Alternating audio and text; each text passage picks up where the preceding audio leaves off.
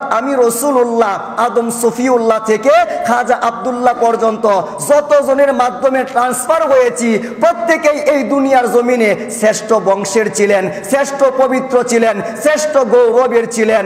জবান খুলে বলুন না সুবহানাল্লাহ।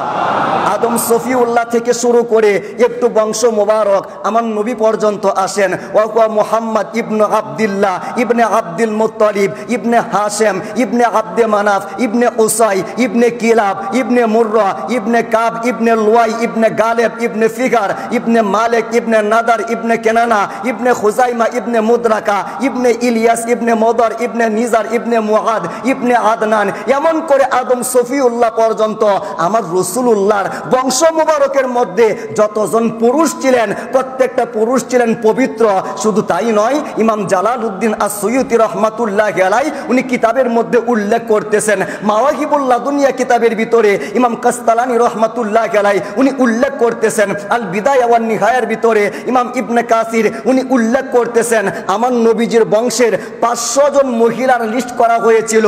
মা আমিনা থেকে শুরু করে আদম সফিউল্লাহ পর্যন্ত 500 জন মহিলার লিস্ট করা হয়েছে, কিন্তু একজনের ভিতরেও কোনো রকম জিনা পাওয়া যায় নাই, একজনের ভিতরেও নাপাকি পাওয়া যায় নাই, একজনের ভিতরেও বিয়া বহির্ভূত সম্পর্ক পাওয়া যায় নাই।